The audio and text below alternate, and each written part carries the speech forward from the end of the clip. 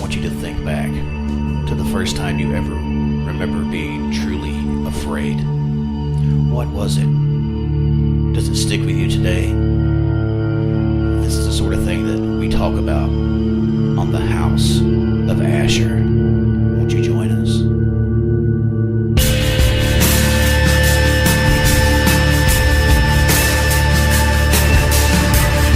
The House of Asher, a clearinghouse for the mind.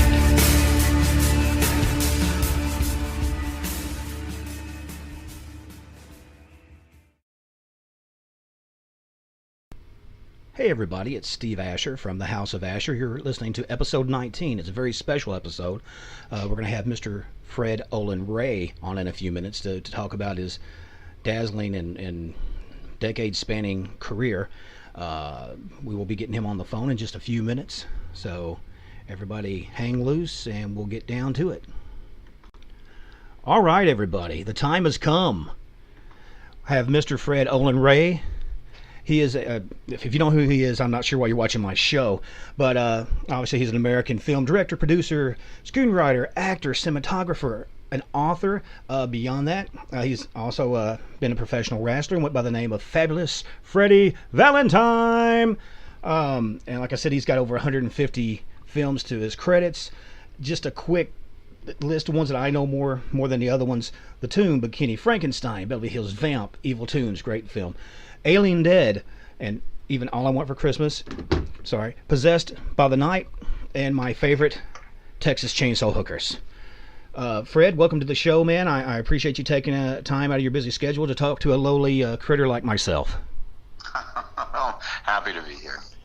Dude, I'm spritzing out here. I have like a little mini office out here at on my property. It's the mystique is gone. Like I said, it is a very simple setup. And I appreciate that you appreciate that. First of all, like I said again, I appreciate you coming on. I knew some of your stuff. You know, obviously, I mean, you've worked with everybody from Steven Seagal to Peter Cushing and David Carradine, all these, just like a myriad of people.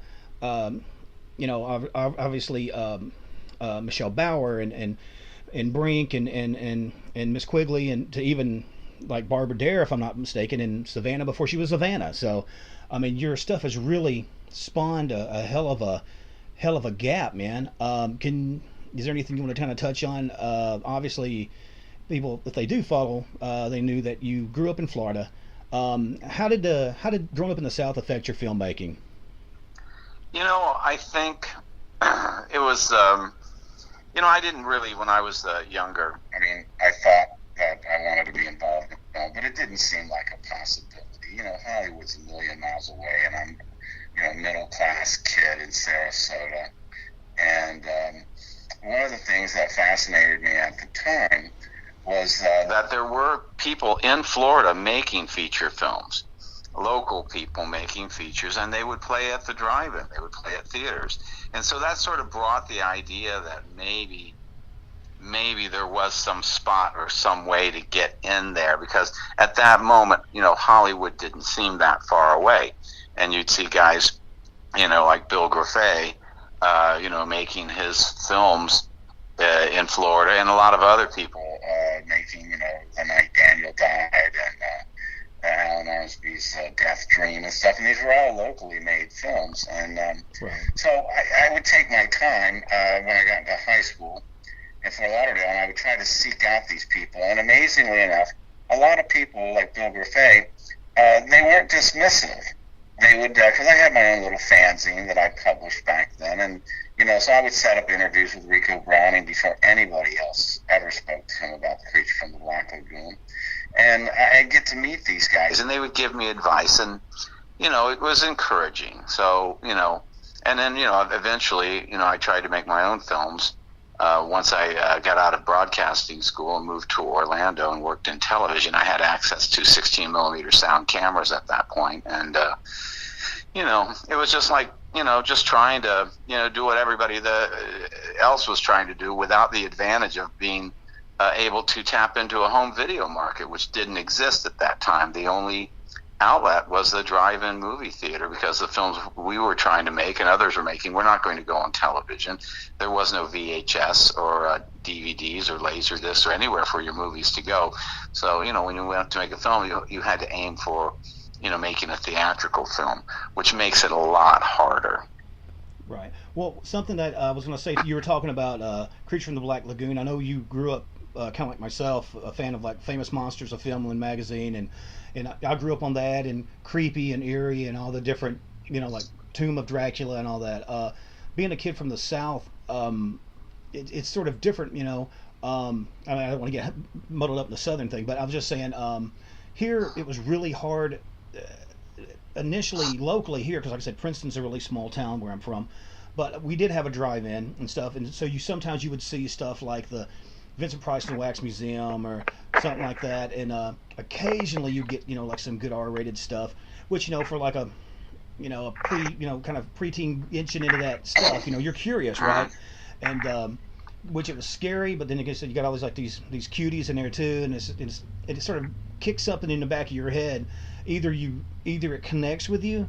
I don't know. I guess it's healthy. I mean, I haven't killed anybody yet, but it kicks something in your head, and either kind of go, no, I don't like those kind of films, are the ones that it's like either you friggin' love them, or you're just there's no tepid middle ground with that, And I know it seemed like there was I'm blanking on the guy from Louisville. There was a guy who did a lot of kind of grindhouse type stuff, and was it Don Davidson? Dude, yeah, that's him. Yeah. Yeah, and that was the thing.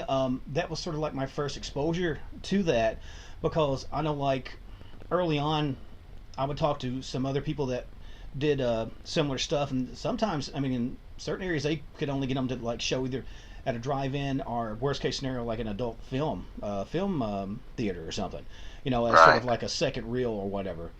But yeah, like I said, that's something that always kind of blew my mind, because like I said, I talked to everybody wants to make a film, right? It's just kind of like everybody wants to write a book, which up until just recently, I hate to admit, I didn't know you'd written.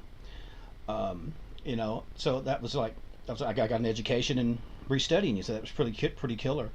And what I was talking to some of my friends of mine, which obviously we grew up through that whole early period and stuff, and didn't really realize how far you had advanced.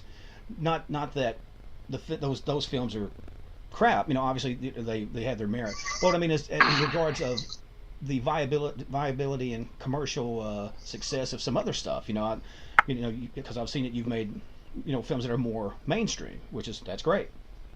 I've always done that. Okay, what's that? I've always, before almost after my second or third film, I worked in $1 million movies, and like Armed Response with Lee Van Cleef and David Carradine was a huge theatrical film for Columbia TriStar Pictures, and and that I was pretty young then to have 100 theater opening in New York City, and billboards on Sunset Boulevard, and the thing is that I tempered that with the fact that I wanted to be part of the profit making, because on a film, you're just getting paid as the director. I wanted to own my own films, and since I was using my own money most of the time, I couldn't make Cyclone, Armed Response, Commando Squad, Deep Space on the kind of money that they had paid me to make them. So I would make lower budget films, like Phantom Empire and Hollywood Chainsaw Hookers and stuff, so that I could actually own the film. And if the film did some business, I would be a participant. So what you have is a lifetime of making sort of bigger budget movies, and in between there, you've got the films that I financed out of my own pocket, so that I could have everything my way. So I could have final cut. I had final, say over the music and the script, and I could cast it the way I wanted. And I did, where in a bigger budget show, you give up a lot of that in lieu of, getting your paycheck.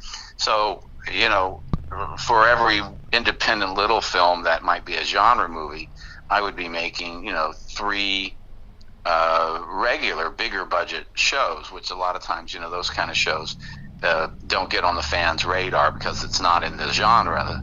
perhaps that they're interested in. Right. Well, see, and again, that shows my ignorance right there, and which is great. I mean, not that I want to be ignorant, but I want to be educated.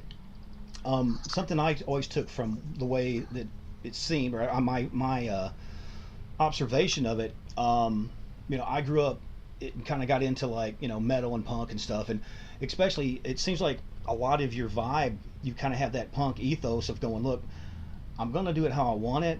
If you guys want to back it, that's great. If you don't, that's fine. I'm gonna make it either friggin' way. But the fact that you've always, like you said, been very adamant about holding on to your rights and having it the way you want to. You look at guys like Orson Welles and whatnot, big directors and stuff that were famous for that. But people sometimes forget, I guess I'm comparing to Orson Welles. That's supposed to be a compliment. But so. Well, he's a relative of mine, so there you go. Oh my God, really? I didn't know it. Yeah, Orson Welles is a cousin of ours. Is that right? That's. Man, yeah, but I always tell people that none of it rubbed off on me, so don't worry. No, man, that's great. I mean, well, the thing is, what I've always liked too is the fact that you weren't content doing, like you said, just sort of a one thing and sticking like, well, I'm going to do film, or I'm going to do cinematography, I'm going to be a director, I'm going to do this. I mean, it seemed like you've kind of done every aspect of filmmaking, kind of learning it as you go, so you can really have because what I'm trying to say, have a real good understanding, a really tight understanding of what you want and how to explain to somebody who is doing the job that you understand, as opposed to going, okay, well, I want this and whatever, a big explosion, and they're going, okay, well, there's a lot of mechanics that goes into that. Well, see, I coming up, when I first started in the business, like when I made Alien Dead, I had to do everything. I had to edit it myself, cut the sound myself, I had to shoot it myself. I think I even had to act in it. And coming into the business as I did, I knew a lot about everybody's job, and I know a lot about gaffing and gripping, and I know CG and optical effects and stuff. So it's hard for people to bullshit me. So if I go to somebody and I say, "Listen, I want to do this," and they go, "Oh, that's going to take this," I said, "No, it's not. But you're going to do this. We're going to go out here and do this, and then black that window over there."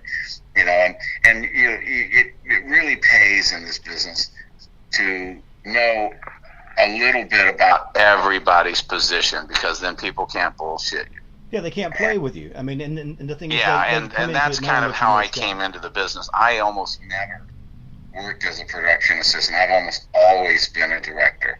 The very first film I ever worked on, Shockwaves, is about the only film I ever worked on that I was not the director.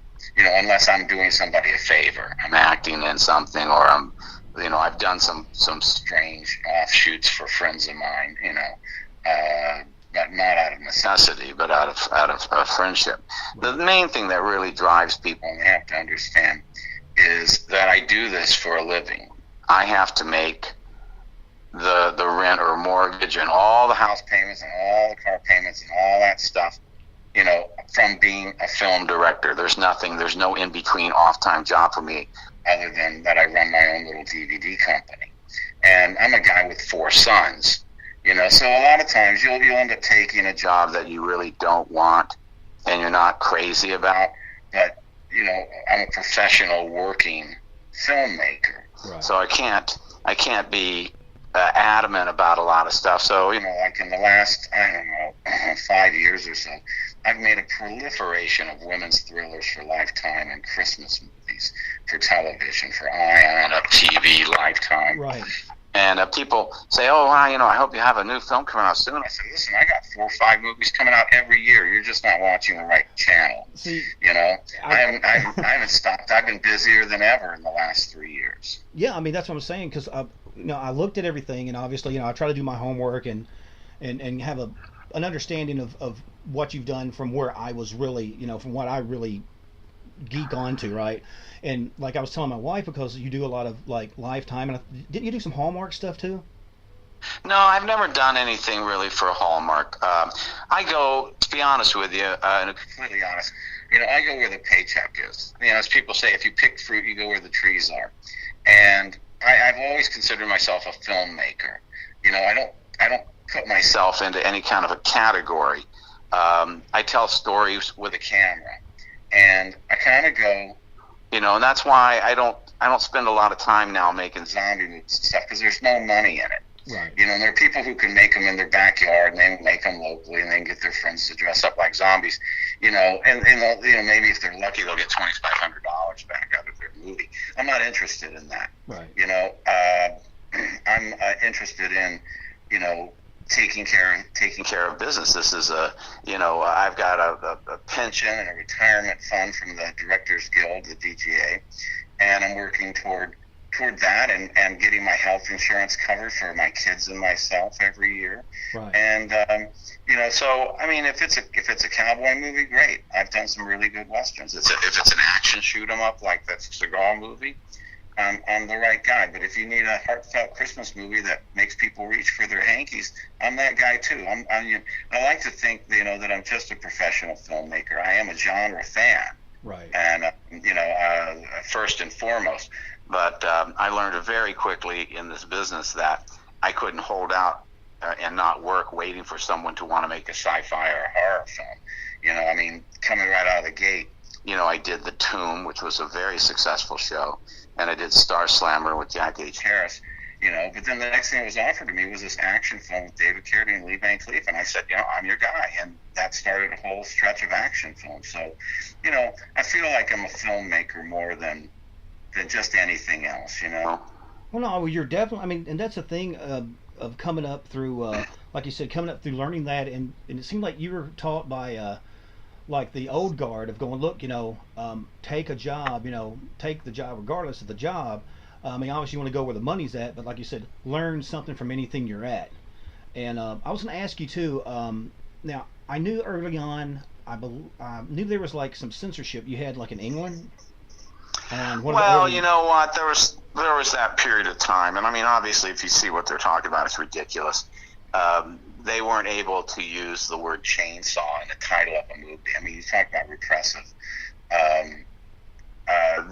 They released Hollywood Chainsaw Hookers there, and it was called Hollywood Hookers with a picture of a drawing of a chainsaw, and then it ended up on a list there of the top 10 films most likely to make the viewer commit acts of violence. And I said, you know, this is a comedy. And I tell people, I said, there's not even any sex in the movie. No one lives long enough to have sex in that film. No, you're right. It's a comedy and it's a social statement. What's about safe sex, right? Were message films, and yeah. You know, that was it was the problem they had at that time. You know, that I just sort of fell into it. It didn't harm me, I don't think, in any way. Well, no, honestly, it was sort of a nefarious badge of honor. You know, it's kind of like, you know, putting out a rock album or something. So this is, you know, this will destroy, you know, the future of America. Oh God, I got to have that. Oh, well, you know, there's always somebody. You know, it's just like the news today. You can find somebody to say anything you want them to say. I did a film called American Bandits, Frank and Jesse James, with Peter Fonda. Right. And I read some review which said that I was promoting slavery in this Western. And I thought, you know, how ridiculous. You know, but if you want to say something about anything, I mean, you can find something in anything to hang your hat on. I see it, sadly, you know, in the political scheme of the country at this time. Well, it seems like sometimes people want to be pissed off. They want to have something to blame or something to, you know what I'm saying? Sometimes it's easier to go, look at that over there. You know, don't worry about what I'm doing here. But man, that's a real villain over there. Look at that. He's doing whatever. Yeah, and if it's not me, it's some other guy they're pointing at. And maybe it's 5 guys in the same week, and I'm the only guy who saw the review of my film. But maybe there's 5 reviews by that same guy that, you know, touts the same thing. I really don't care. I mean, I know what kind of films I'm making. Right. I'll ask you a couple more questions, and I won't keep you long. I appreciate you coming on here and listening to me yammer and stuff. Dude, I'm just really taken back. You're a really genuine person. I'm not trying to kiss your ass. You seem like a really genuine person. I appreciate it. You know what? I'm a West Virginia hillbilly. That's what I am. Rock on. I've told people before. I said I don't think there's any amount of money that somebody could give me that would make me any different than I am. And I said because I used to, you know, my grandfathers were all hunters and stuff, and you know, I haven't shot a squirrel or anything since my son Chris was 2 years old. But if I wanted to, and somebody said, hey, you know, we're going squirrel hunting, I'd be there. I'd have no. And I said, I know people, and they're sweet and furry, and I feed the peanuts to the ones in my backyard here in Studio City. Right. I said, but when you grow up in that environment, there's just something that gets into you, and it doesn't matter. If I wanted to go squirrel hunting tomorrow, I wouldn't have any trouble doing it. It's ingrained in my DNA, I think. Well, like you were saying, like talking about the West Virginian thing, my mom's family had come in through like West Virginia. They were part of like the French Huguenots and was escaping religious persecution and all that. And anyway, so like, I come up calling windows window lights, and that type of thing. I still wrench my hands. I don't rinse my hands. I know it's rinse, but I can't help it. It just comes out. And it's worse. It's worse when I'm home. My wife's family's from Chicago, it's from the South Side and stuff, and so I talk. Yeah, don't get me around people in Alabama or places like that, because I'll just regress to my Neanderthal hillbilly persona. You'll be taking your sleeves off and just wearing a cat hat and just getting with it. I understand. Yeah. Well, let me ask you something, man, before we get too far into this. Now, I know you're getting ready to have, I believe it's Fiance Killer, right? It's getting ready to. That's already out. Is it? Already out. That premiered. I'd say about 4 weeks ago. Oh, see, I'm behind the lines, man. It had a Kari Wurr in it, right? Yes. That's killer. That's great, man. Like I said, and that's what I like to see. Especially, because I remember her from like Thinner and stuff. She was great in Thinner. And this was my second film with her. I did a sort of a slasher film in Hawaii with her years ago called Final Examination, right at the same time that Eight-Legged Freaks was coming out, because she flew back and forth to the mainland from Hawaii to do some promotional work for Eight-Legged Freaks. And I've been blessed to have worked with some extremely good actors and some great, like Telly Savalas and David Warner and Cliff Robertson and Martin Landau. Even Hunt's Hall from the Bowery Boys. That to me is where the fanboy in me comes up, is if you look at these casts that I've put together. I don't always have a lot to say about who the stars are going to be, but I'll fill out the supporting roles with anybody that I ever saw in a drive-in. If I saw you in a drive-in, I thought you were great. If I could get them into my films now, I would, and I've done it. I put John Carradine and Cameron Mitchell and Aldo Ray and you name it, old serial stars. I'll bring anybody in. That sounds like it would be fun, to have them around. So that's the kind of fanboy perk that I get on my end, is to build these great casts, with Russ Tamblyn in them and all the different, Morgan Fairchild. I just worked with Howard Hessman recently and Chevy Chase on a Christmas movie. Right. And there's a good reason to get up and go to the set, because I tell people, these things are very intense, because a lot of these TV movies are 12-day shoots, and that's 6 days a week with only 1 day off, and so you're getting up at 5:30 in the morning and rolling in at night, at about 8 p.m. after standing on your feet all day, and that's standing on your feet thinking as fast as you can. Yeah, it's almost like combat for 8 hours a day. There's usually a reason to do it. Yeah, like I was saying, it was almost like live combat, for 8 hours a day. I was going to ask you, well, first of all, which of your sons is acting, or is there more than one? Well, they're not actors, really. Christopher is a producer-director. He just won an Emmy. About 3 weeks ago, he won an Emmy for producing a TV series called The Bay.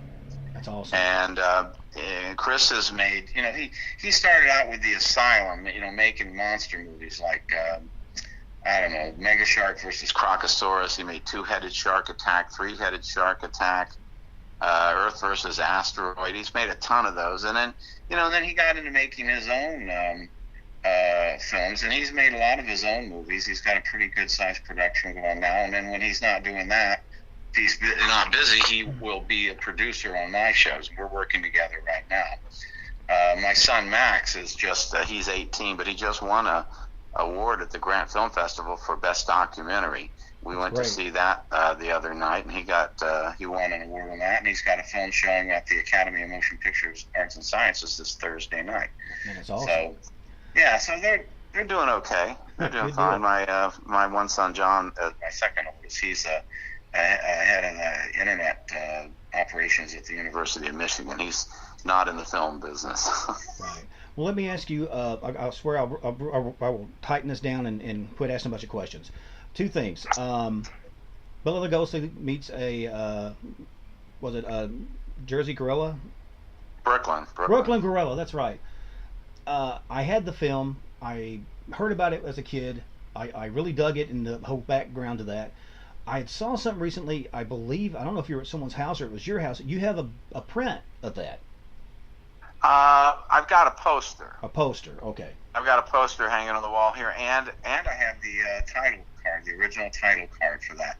I love the artwork for that movie. The movie's not great, but it's not terrible. But I love the whole concept of that.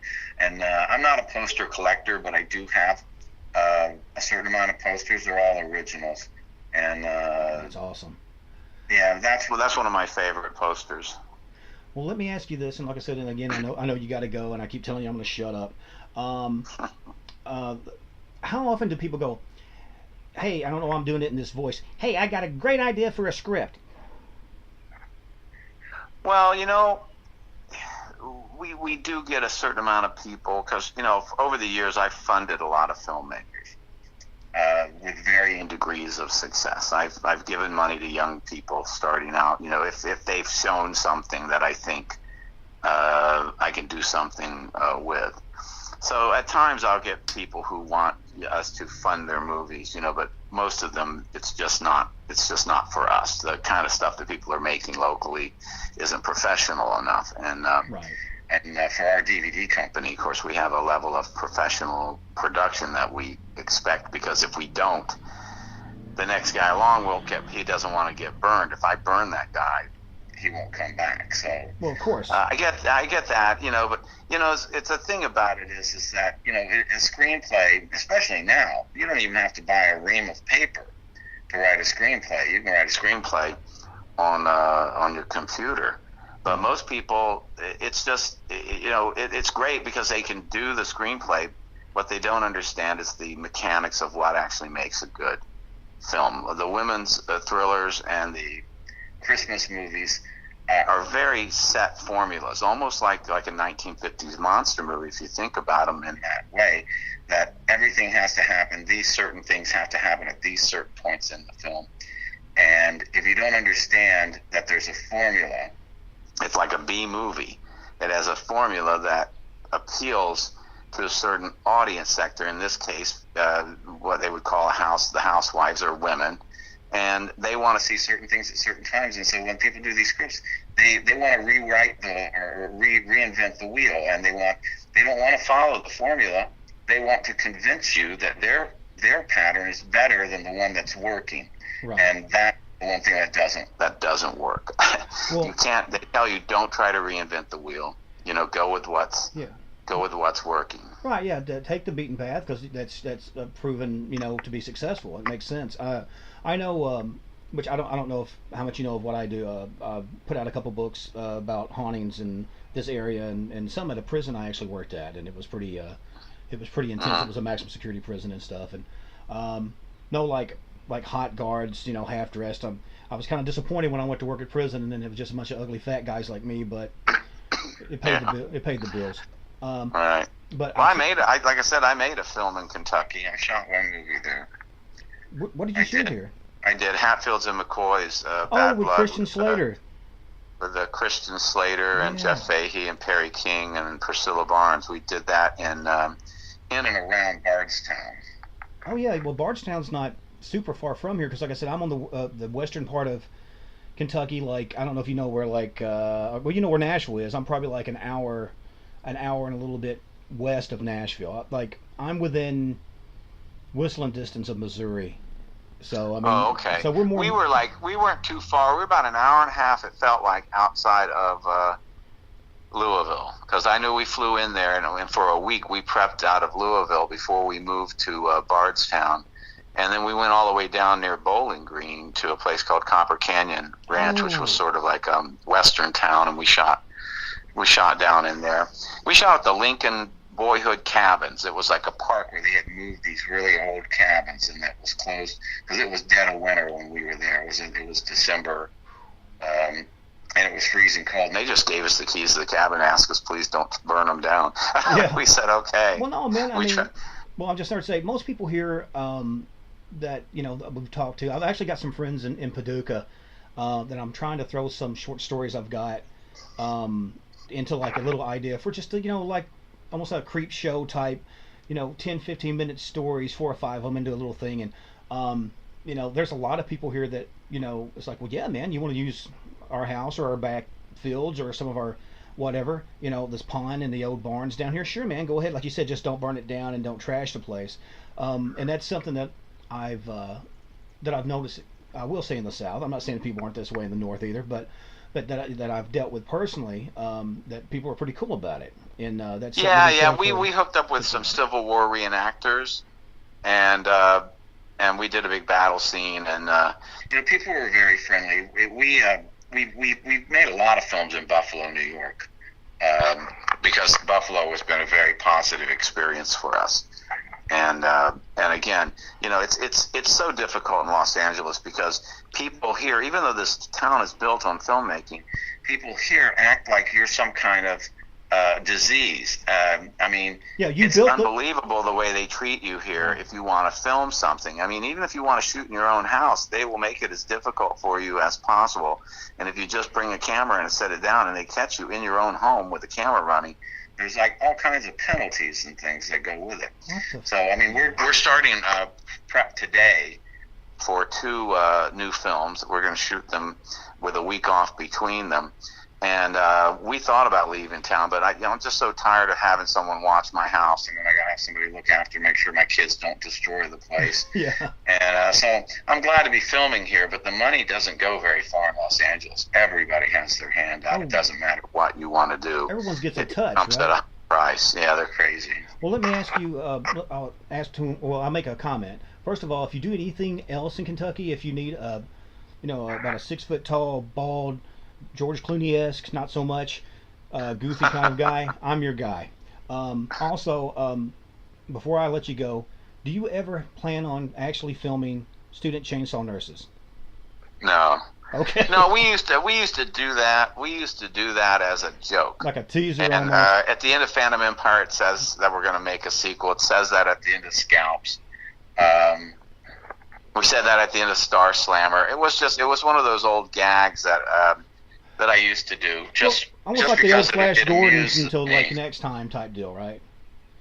Well, you know what? People say, do you want to make a sequel to Hollywood Chainsaw Hookers? I said, I don't think so, because it was a product of its time, right? And it was made for a climate and environment that doesn't exist anymore, right. And it was made because we had to be clever with $50,000 or $60,000 is all we had. And if you set out to actually do that on purpose, it wouldn't work. Right. It's like when they've tried to make a sequel to Blood Feast or 2000 Man. It doesn't work. Well, the magic because there's some kind of weird magic that happens when you're desperate, and you can't catch that in a bottle again. Right. I don't believe that anyway. Didn't you have to put, like, if I'm not mistaken, on Texas Chainsaw Hookers, or unless I'm thinking of the Alien film, didn't you have to put like about 25,000 of yours down, like as like good faith money, and then the whoever was backing you put X amount of money down? No, it's kind of the reverse. I sold the U.S. home video rights, the VHS rights, for 7 years for a $25,000 advance, and then then it was up to me to like make the film, and I would own the movie, but for 7 years they would have the VHS U.S. rights.